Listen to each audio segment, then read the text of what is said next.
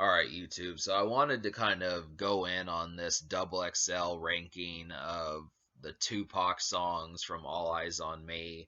So they basically listed the best song all the way to the worst song, which was 27th. And I wanted to kind of go in on some of these just because I kind of felt like, I had a lot of disagreements with this, having me listen to this album for a while, and I know enough about it to be able to say that, like the best songs are probably not Ambitions as a Rida and Life Goes On. I mean, those are definitely highly, well, I shouldn't say it like that because those are good songs, but the kind of situation towards it is it kind of overappreciates the singles and underappreciates like the album cuts where you kind of get some of the personality. And to me, it kind of seems as if the most energetic songs are the ones that win. You're going to notice songs like Ambitions as a Rida, Two of America's Most Wanted, uh, When We Ride is pretty high up there. Trying to think of another one. Some of those just kind of have more of the positioning, and you know, for me to kind of talk about some of these, like another one that probably shouldn't have been that high on the list was Ain't Hard to Find. So I'm going to kind of I'm going to go in on some of these and kind of show you some of the scenarios from some of this and then kind of go along with it. But yeah, I mean, when you look at it, kind of appreciating some of these, like you have to look at it like, I mean, back in, you know, 15 years ago, Thug Passion was a brilliant kind of get crunk song. I mean, this was before Lil Jon was doing songs constantly about alcohol and before T-Pain was doing that kind of stuff. It didn't rank that high. And Scandalous was a brilliant Nate Dogg hook, and they basically ranked that the worst song out of all 27. I mean, that to me was a brilliant Nate Dogg hook, brilliant beat, brilliant Tupac lyrics. Run the Streets was pretty low on the list. I felt like that was a good song just because it kind of showcased Tupac from more of a relationship type angle. For the most part, he always kind of came off as single and like a playa type, but that was kind of more of him on that sort of vibe of kind of having a chick on the side. And Checkout Time, I felt like was a pretty clever song just about being in like a hotel and being hungover and that sort of stuff. So there were some ones on here that it just felt like they kind of got pushed to the side for like the giants that were just socially acceptable and that sort of thing. I agree. How Do You Want It, California Love were both brilliant songs, but they probably shouldn't have ranked that high on the list just because they both hit number one. So by this stage, I'd say almost everyone knows about those songs. And I mean, it just felt like for the most part, the singles were the ones that charted the highest. And I think that's kind of a disrespect to Tupac at this point because he is a greatest. He's a goat. He's the greatest of all time. He died in that, immortalized him. So I think at this stage, how many people have given him references and that sort of stuff for his best songs still to be the ones that got released to radio, and of course the ones that are talked about the most. And he had other ones. I mean, I do feel like All Eyes on Me is a classic album, not just in rap, but pretty much in music for the most part, and definitely in double albums.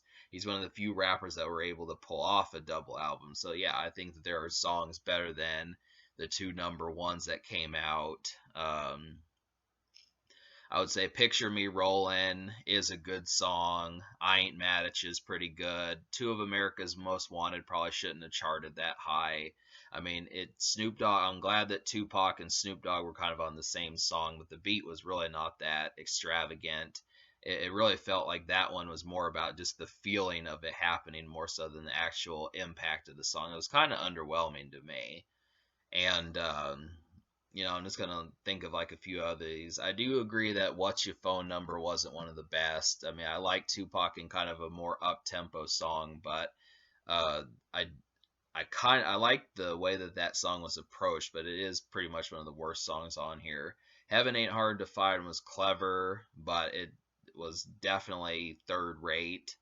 And Wonder Why They Call You Bitch was another one that should have been at the back of the list. But I also like Trading War Stories. I felt like that was a clever introduction of like the Outlaws and Edie I Mean, who I got a couple cameos from last year, was on that song. It was pretty decent. I mean, Tupac should have dropped 2 verses on that song, but there was a lot of rappers on that song. I mean, you had Sibo on there, you had Storm from the Outlaws, the female outlaw, and then you had like 2 or 3 of the other outlaws besides Tupac on the songs. I think if they would have had like shorter verses and done like more with it, I think they did kind of have shorter verses, but that's kind of how it was. So those were just some of those. So I'll go ahead and show the list again just so you get a sense of what's kind of going on. But a lot of this was just hodgepodge out of order. And yeah, I just would have to say that when I show my list, you'll see the reason for that. So wasn't, wasn't sold on that.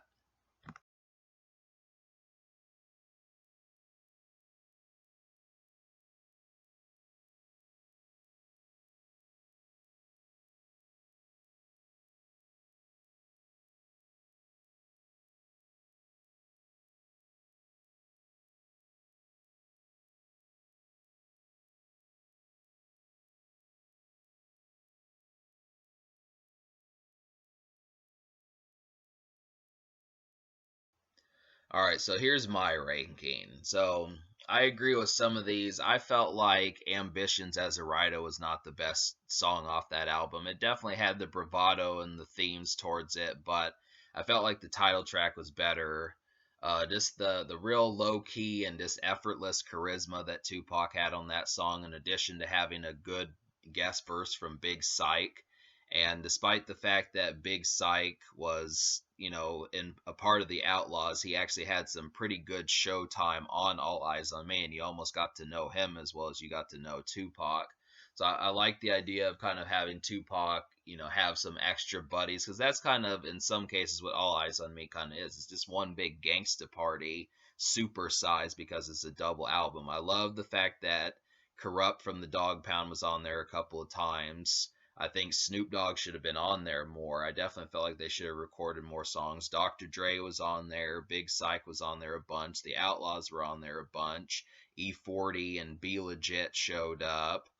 You even had Method and Red on there, and Nate Dogg was on there, that sort of stuff. So every West Coast giant was kind of on there, and that's kind of how it should have been. I like that approach just because Tupac had enough personality to handle it on his own, but he also, when he had guests, he did it. So Life Goes On, I put high up on the list just because that's an extravagant story song, just talking about dead homies, and he pulled it off real well. I definitely like the idea of like smoking one and putting one in the air because of people who passed on, got shot, or whatever. Ambitions is still number 3. Picture Me Rollin', I really like the concept of that song. Felt like it should have scored higher just because of Tupac's, ambience with him getting back on top after going to prison for something unlawful. And yeah, I mean, basically in 1994, because a chick he was messing with got assaulted by some of his friends, and I don't know if she actually got raped, but just kind of tossed around by some of his friends. He gets in trouble for it and was actually supposed to be in prison until 1999 from March of 95. So he would have been in prison for 4 years. But Suge Knight bought him out. So just him getting out of prison and giving a middle finger to the judge, that was a brilliant song. I definitely put Scandalous higher just because I think Nate Dogg's catchy hook on that song was underappreciated.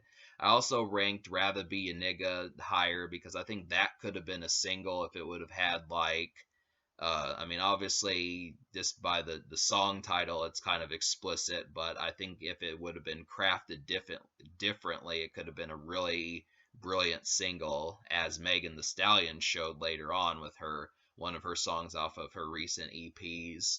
Um, I did kind of feel like How Do You Want It should have stayed up that high just because that's kind of the overlooked of the 2 singles. Like California Love is of course the one that you're going to hear probably the most these days from Tupac, but How Do You Want It is a brilliant number 1. It's kind of overlooked these days. So that's the one I felt like should have been number 7. I really like I Ain't Mad at Ya just because it's another homie song, just like Life Goes On, that kind of depicts like people who break apart and go their separate ways, and Tupac just kind of saying, he kind of pities them and, you know, almost in some cases slightly looks down on them. But it's just a good concept because most people were just about money or something, some other topic. So to kind of hear that was good. And Hearts of Men, I mean, I'm surprised I charted this song that high, but thinking about it, I really did like it. It's just such a low key and kind of mellow Tupac song. DJ Quick produced it, and just the way it's just so soft spoken. I mean, that's the whole thing about it. It's not even trying to be a single, but it's just a good song. And I can listen to the lyrics, and that's actually a song I'll listen to the whole lyrics just because everything Tupac says is on that song is interesting. I felt like All About You with the Outlaws and Nate Dogg on there was a brilliant song that needed to be higher up than what it was on Double XL's list. Like I said, Thug Passion was a brilliant, to me, that's a brilliant drinking song. That's what he calls Thug Passion, is like liquor, mixing thugs, liquor, and women. And it definitely was a very good, like I said, Get Crunk song. I felt like Trading War Stories needed to be higher up, and so did Run the Streets. I talked about that in the earlier bit, but both of those, Trading War Stories is a good showcase of the Outlaws. Tupac had an interesting verse. I wish he would have had more, but Run the Streets, like I said, is Tupac in a relationship. Kind of, you know, it's that could have been a single also, just the mellow way of him doing that. I mean, so many of these Tupac songs, they feel like singles, but they're not. And it's like, I really felt like Tupac could have gotten to like the eighth, ninth single if he had really continued to promote All Eyes on Me. So just you look at that and he pretty much should have done that. But that's just kind of the thing. So some of the ones I didn't connect with was Ain't Hard to Find. That was my least favorite. What's Your Phone Number was pretty close. I did like Heaven Ain't Hard to Find, but it like I said, it's basically third rate. So a lot of these, even if I rank Heaven Ain't Hard to Find at like 25th, that does not mean it's a terrible song. I mean, for the most part, almost every song on this 27 song album I connect with. I mean, I would say I don't really listen to No More Pain that much. It's too long of a song, and really the beat goes on for like 2 minutes after Tupac's done rapping. But for the most part, just about every song I connect with on there. That's just kind of the thing. What's Your Phone Number was clever because he's sitting there, you know, hitting up and gaming some chick, you know, that he already screwed. So I was trying to think of like, you know, I'm trying to think of like some other things to kind of bring up about that. But that's basically that in a nutshell. I mean, every single one of these songs has a clever theme or topic or lyrics, something of that sort on there to kind of digest. Like I said, a lot of these are single worthy. Tupac doesn't try to be overly lyrical for the most part. I think he kind of does on Got My Mind Made Up and like Ambitions as a Writer and a couple other ones. But for the most part, he kind of has like a real kind of Ludacris is pretty good at this too. Just kind of more about the song structure, and that's why I really appreciated All Eyes on Me. But yeah, there was just so much. I looked at Double XL's list and I said, no, you know, I've got to come in and show what needs to be a little bit different about this. That's definitely the thing there.